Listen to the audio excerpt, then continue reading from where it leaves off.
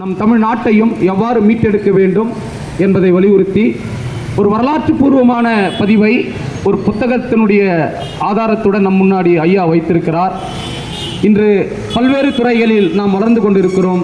தொடர்ந்து அறிவியல் வளர்ந்தது என்றால் பொதுவாக என்ன சொல்லுவாங்கன்னா, நானும் ஒரு அறிவியல் ஆசிரியர் என்ற அடிப்படையில் கிரேக்கத்திலும் லத்தீன் மொழியிலும் தான் அறிவியல் வளர்ந்தது அப்படின்னு பதிவு செய்வாங்க.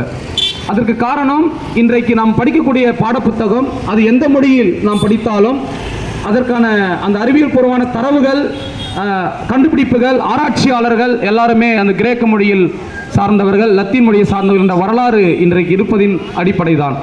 ஆனால் தமிழகத்திற்கும் வரலாறு உண்டு என்பதை நம் முன்னாடி ஐயா அவர்கள் இந்த புத்தகத்தை காட்டி இங்கே பதிவு செய்திருக்கிறார்.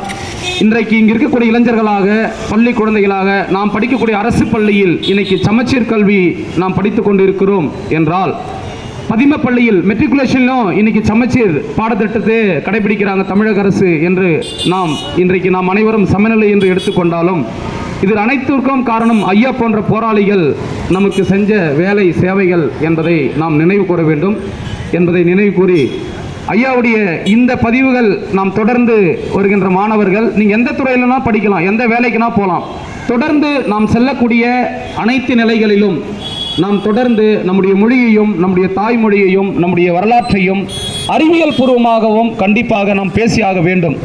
அறிவியல் அனைத்து மொழியிலும் வெற்றி பெறும், நம்முடைய தாய்மொழியாகிய தமிழ் மொழியிலும் வெற்றி பெறும் என்பதை பல வகையில் இங்கே சாதித்து காட்டியிருக்காங்க. அது ஐயா ரொம்ப அருமையான முறையில் மாணவர்களுக்கு, குழந்தைகளுக்கு நம்ம முன்னாடியே தமிழ்நாட்டு கல்வி இயக்கத்தில் பதிவு செஞ்சது ரொம்ப மகிழ்ச்சியாக இருக்குது. நன்றி.